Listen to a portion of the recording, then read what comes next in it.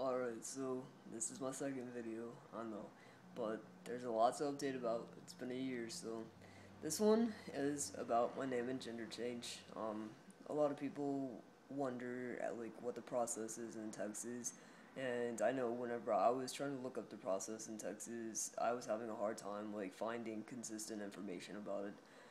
So I want to share my experience with it and what I went through. I got my name and gender change officially, I believe it was November 26th of last year. And what I ended up doing was I have a friend of mine here that has actually gone through the process, and she recommended her attorney that she used. So I called her up and we set up an appointment time for me to have a consultation. I had a consultation with the attorney over the summer, last summer, and we talked about like what I needed to do, how much it was, like the attorney fees, the court fees, like generally how long it takes to process, stuff like that. Her attorney fees personally for her were $1,000, and then the court costs I believe were $263 or something like that. Um, no, 235 I think. It wasn't too bad. Um, as far as the court fees, now the attorney fees were a little bit high, but it wasn't too terribly bad. So we raised up the money and everything. We got it all together, and we paid the attorney. We got it.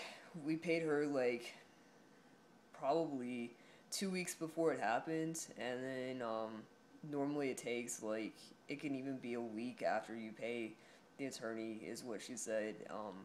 And then you could have it done.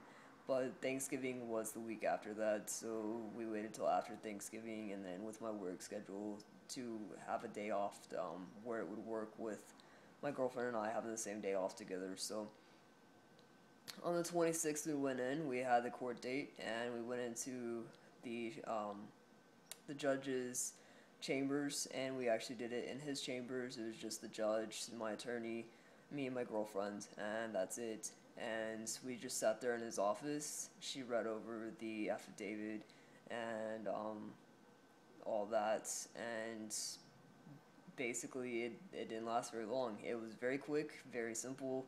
I was a lot more worried about it than I should have been. It wasn't a big old long process or anything. He didn't have any major questions. He just reviewed the paperwork that we submitted.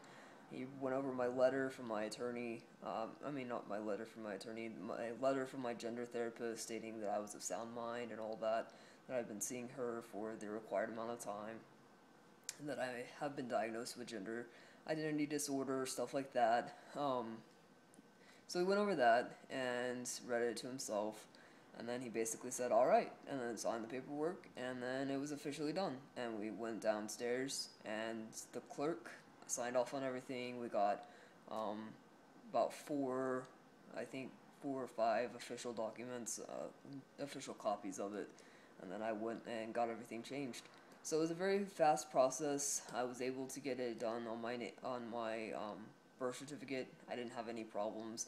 My attorney actually took care of that. Their office sent off for that, and um, I'm not sure how to do it by herself. My attorney took care of it. Like I said, she sent off a copy of the court order and filled out all the paperwork for me and sent it off to the registration office or whoever it needs to be sent off to in Austin. And they did it, and I got my birth certificate changed, and my name and gender were both changed on it here in Texas. I was born in Texas, just to clarify that. So I was born in Texas, and I live in Texas, and it was changed just fine for both. Um, it was changed just fine on my driver's license. All I had to do was take in my court order, and that was done just fine. It was a little bit awkward because my dad works there, and so I actually kind of grew up there and going up there to like visit him at work and stuff like that when I was younger. So a lot of the people up there that work with him have worked there a long time. So a lot of them know me, and so it was kind of awkward, but I just kind of like silently slid the court order across the desk to the lady, and she was like, "What are you here for?" And I was like, here you go. This is what it is." And she looked at it. She's like, "Okay." And she's like, "Oh, I didn't know your middle name was blank." I'm like, thanks. Yeah, that's what it is.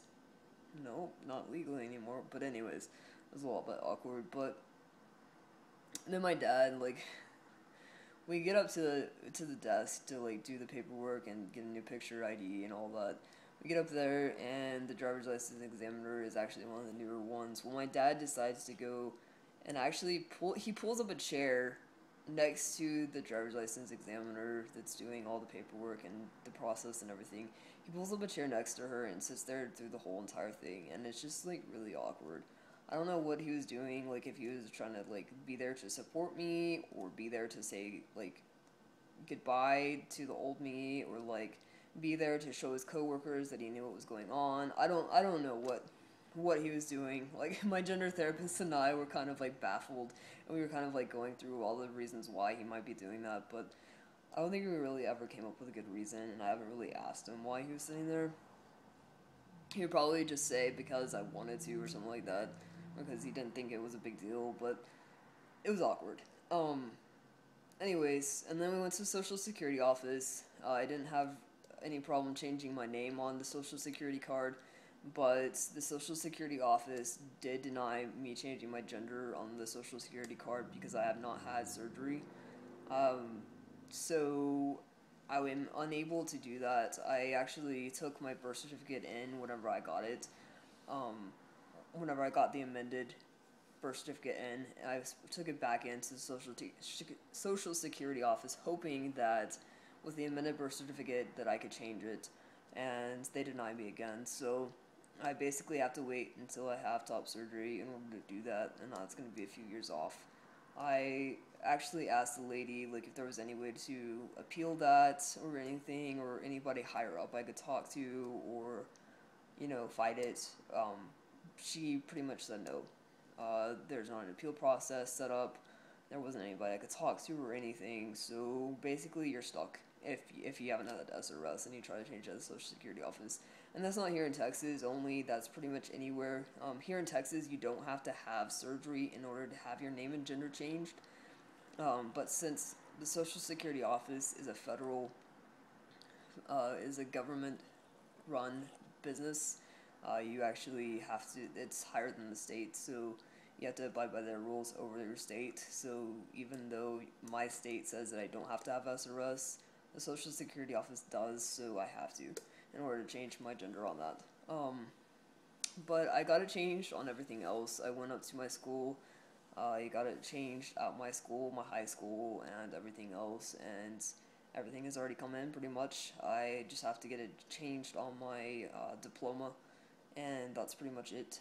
Um, but yeah, I didn't have really any problems here in Texas, so I just wanted to dispel some of the myths here that I've been seeing on the internet, because I know whenever I was researching it, I was seeing some conflicting information, but that's the way that I had everything happen, and yeah, I would just say that the best way to do it is probably just to go through an attorney, and have them do it, because it's a lot easier than trying to do it yourself and fill out the paperwork yourself. I know it's pricey, but for me it was worth it because I got everything done and I didn't have to worry about it. But good luck.